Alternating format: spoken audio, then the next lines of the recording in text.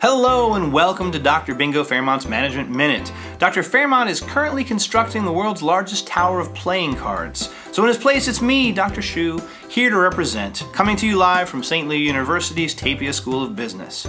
Today my question for you is, how important is management in your position? How much do you use apps for work? And are you your own boss or are you an employee? Sean, have you ever worked in a situation where you were a contractor for an organization?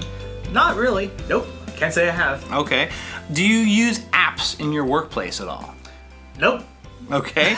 And how important is it in your position that you have a manager who's in contact with you or a supervisor? That's incredibly important. That's one I can talk about. Okay, we'll talk about that. Well, first off, my job currently as a graduate research assistant is to constantly stay in contact with not only my boss to tell him what I'm doing, but also stay in contact in the people I'm helping work for. For example, Dr. Shu over here has given me multiple projects, such as a couple papers he's writing up, and of course the podcast. And if we didn't communicate that we were in this room today, he'd be sitting in this cubicle wondering, where's Sean? So even in these days of self-monitored work and working from home and telecommuting and self-paced, etc., you need to have a supervisor who's a good communicator. Absolutely. Okay. Well, you shared an article with me about a company that's in the news a lot over the last 18 months, and that is Uber. And this is from 2017. But in the article, the Uber employee was fired because Uber discovered that he had had a previous conviction for marijuana possession. In his state, he actually had a pardon issued by the governor, and his employment status was restored, but they never actually reached out personally, and no manager ever called him or supervisor and said, hey, employee, we're going to have to let you go, here's the situation. Instead, he actually got a smartphone notification that he wasn't working for the company anymore. He was fired by an app. I've actually been laid off by text message before, which is not fun, but it doesn't happen very often. So he lost his position as an Uber driver. And it seems like if you do lose your position or if you need to contact somebody at Uber, it's really tough because you do it through the app. It asks you to contact customer service, and there's no real live person until pretty deep into the process.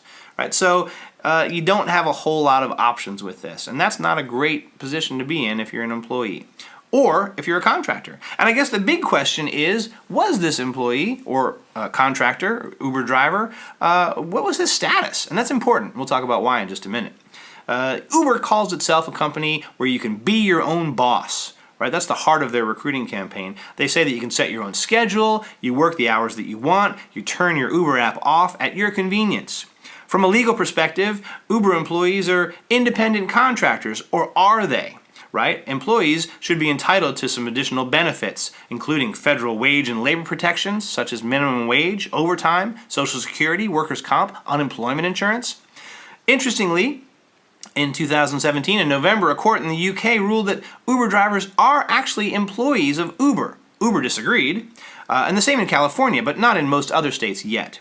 State courts in New York recently ruled that Uber drivers can be eligible for unemployment insurance if they're let go, which they wouldn't be if they were contractors. However, in different cases in U.S. federal courts, it's been upheld that driver partners, which is what Uber calls their drivers, for companies like Uber or Grubhub, are just contractors, not employees. So how do you figure out whether your driver or your driver partner or your person who's doing work for you is an employee or a contractor? Certainly it's to the company's advantage to call the person who's doing the work a contractor because they save lots and lots of money on additional benefits and wage and labor rules and taxes that they have to pay. So what are the working conditions at Uber like, and how can you decide whether it meets the test of Uber drivers being contractors or employees? Well, Uber sets their own prices. The drivers don't get any say in how to set the prices. They can't set the prices themselves. They certainly can't change their compensation to pay for additional operating expenses, such as if the price of gas goes up or the price of maintenance for their vehicle goes up or they have to pay tolls. Employees do work as long as they want, but what that means is employees can work multiple hours. One employee reported clocking in 14 hours in one shift, only made about $160 after expenses for gas and tolls and maintenance. But a normal employee would be paid potentially for overtime if they worked that long in one shift. There's no protection and no insurance offered by Uber. Employees work at their own risk, or I should say drivers. There's very many concerning things that could happen, and if you've seen the news, lots of things that do happen to Uber drivers while they're working, but they don't receive any insurance from Uber, whether in terms of preventing accidents or reimbursing accidents, or just in terms of personal liability if they're hurt or someone else is hurt.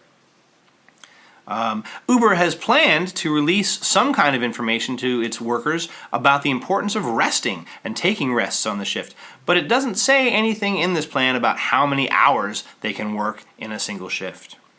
Uber also has a policy of deactivating their drivers if their ratings get too low. Is this the same thing as firing? And if so, does that mean the drivers are employees?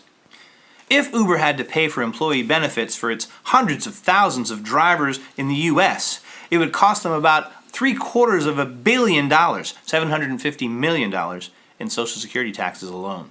So there's some real money at play here. There's a real advantage to Uber to calling its drivers contractors instead of employees, but they might be missing the boat.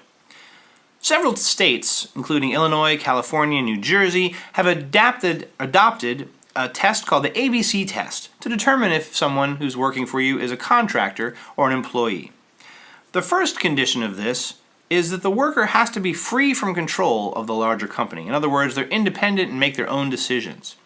The second, the worker has to provide a service that's not part of the company's main business.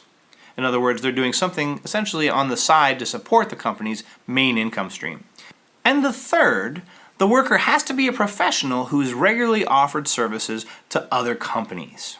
So, does Uber meet any of these conditions? Let's take a look. Number one, being free from control of the larger company? Not really. Since Uber is the one setting the fees for Uber drivers, they have to go with what Uber says to do.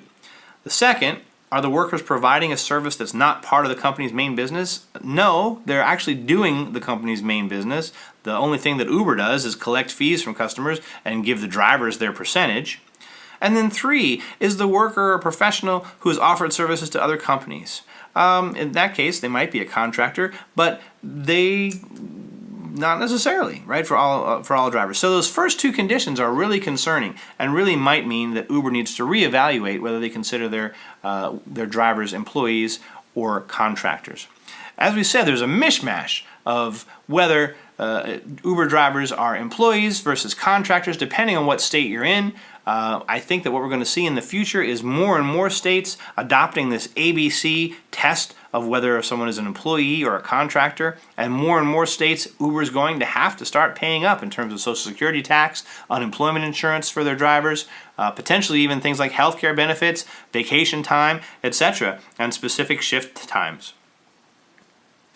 So what would Dr. Bingo Fairmont say if he were here to tell us about how should Uber be treating its employees as contractors, as employees, as driver partners? And the answer is, really, Uber needs to protect its employees. There should be reasonable limits on how much they can drive for the safety of both drivers and passengers. And Uber probably should be planning on, in the future, paying some of the drivers' costs in terms of insurance, reimbursing gas, etc. It turns out that several class action lawsuits have been brought against Uber from people who felt like they weren't paid correctly, they weren't given overtime pay, they weren't given unemployment insurance, all kinds of concerns. And Uber has paid some of those out through arbitration, but these cases keep mounting up. Sooner or later, the costs of the cases are going to outweigh the fact that Uber should just do the right thing and call these people employees. We might be talking several $1 billion, but again, sooner or later it's going to add up to that. Uber should also be more open with their customers so that people know these are employees of the company or they're contractors, and therefore it might change the way that they get compensated if they get better tips versus the fees that they collect for driving and so on. Our next podcast is coming up soon, and I hope that you'll listen to it. We appreciate you listening today. The website for the podcast is managementminutepodcast.wordpress.com. Follow us on Twitter @Bingo Fairmont, on Facebook, Dr. Bingo Fairmont's Management Minute, and our email is bingofairmont@gmail.com.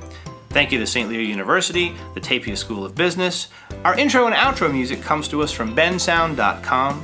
A special shout out to our friend Dr. Russell Clayton. Of course, our sound engineer and researcher and sometime contributor is Sean, the Soundman Gibbons. And by the way, if you see Dr. Fairmont, please tell him we're looking for him.